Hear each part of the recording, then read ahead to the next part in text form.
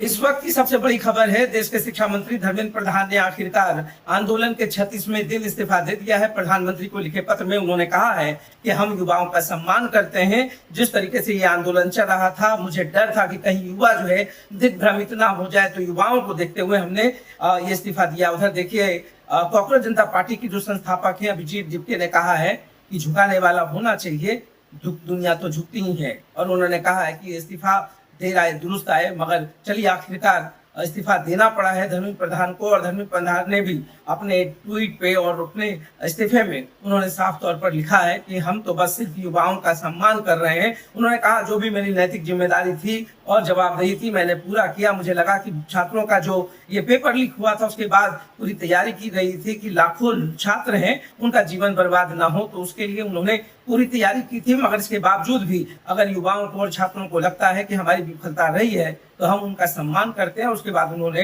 प्रधानमंत्री नरेंद्र मोदी को अपना त्याग पत्र भेज दिया है। ये तमाम चीजों के बीच में देखिए, नैतिक जिम्मेदारी की अगर बात की जाए तो सबसे पहले लाल बहादुर शास्त्री ने भी 1956 में इस्तीफा दिया था। उसके बाद बीके कृष्ण मेनन 1962 में उन्होंने इस्तीफा दिया था रेल मंत्री रहते हुए। माधव राव सिंधिया उद्यान मंत्री थे, उन्होंने 1993 में इस्तीफा दिया था। और उससे भी बड़ी मिसाल जो है खुद आज राज्यसभा के सदस्य जरूर है, पूर्व बिहार के मुख्यमंत्री नीतीश कुमार उस वक्त में रेल मंत्री हुआ करते थे। असम में एक बड़ी घटना थी जिसके बाद उन्होंने इस्तीफा दिया था।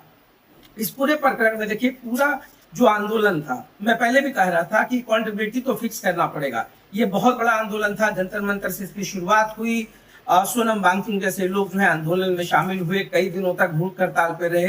2 दिन पहले उन्होंने अपना हंगर स्ट्राइक खत्म किया था।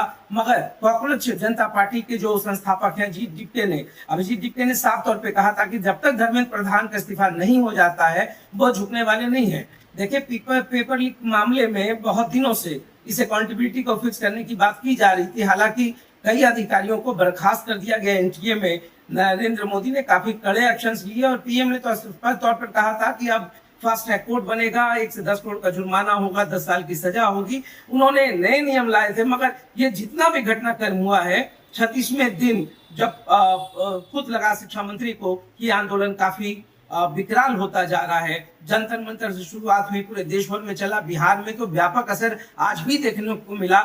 ऐसा कई ओर से बिहार बंद का आह्वान किया गया था। कई जगह पर एसपी चोटिल हुए हैं, कई पुलिसकर्मी चोटिल हुए, छात्र काफी उग्र हुए। सिवान की बात करें, औरंगाबाद की बात करें, पटना की बात करें, तमाम जगहों पर छात्रों का जो आंदोलन था उग्र होता रहा। और जंतर मंतर पर जो हुआ वो पूरे देश में एक बहुत बड़ा चर्चा का विषय रहा।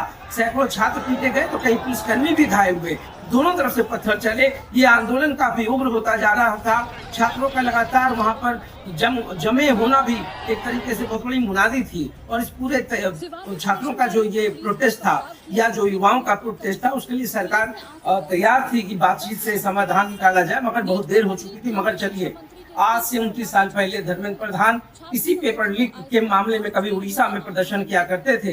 1500 छात्रों के साथ उन्होंने प्रदर्शन किया था, लाठियां भी खाई थी। तो 29 साल पहले जिस तरीके से उन्होंने खुद प्रोटेस्ट किया था, आज वही दिन है कि छात्रों का जो आंदोलन है। हालांकि वो बार बार युवा को भ्रमित, और 2 जगह पर उन्होंने लिखा अपने लेटर में कि वो नहीं चाह रहे थे कि युवा किसी और के हाथ में इस्तेमाल हो जाए। वो कौन है वो तो धर्मेंद्र प्रधान बेहतर जानते होंगे। मगर जंतर मंतर पर जिस तरीके से युवाओं के लिए खाना पीना और तमाम चीजें हो रही थी, बाहर से लोग आ रहे थे, बाहर से लोग मेडिसिन भेज रहे थे, बहुत सारे पूरे घटनाक्रम के बाद जो है आखिरकार धर्मेंद्र प्रधान को झुकना पड़ा और धर्मेंद्र प्रधान को इस्तीफा देना पड़ा। तो सीजेपी से बहुत बड़ी जीत मान रही है। हालांकि मैंने पहले भी कहा था कि अकाउंटेबिलिटी तो फिक्स करना ही पड़ेगा। देश में जितने भी समस्याएं हैं युवाओं, आज युवा वर्ग जो है सिर्फ एक पेपर लीक की बात नहीं कर रही है, बार बार पारदर्शिता तो रखनी होगी। सरकार को भी समझना होगा, जो युवा इतने मेहनत के दम पर परीक्षा में शामिल होते हैं, अगर पेपर लीक होता है तो उनका मनोबल टूटता है।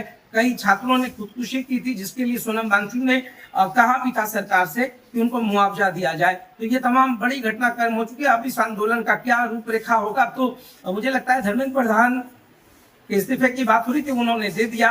अब ये आंदोलन समाप्त होगा, क्या होगा आने वाला समय बताएगा। तो देखते रहिए। बहुत बहुत धन्यवाद।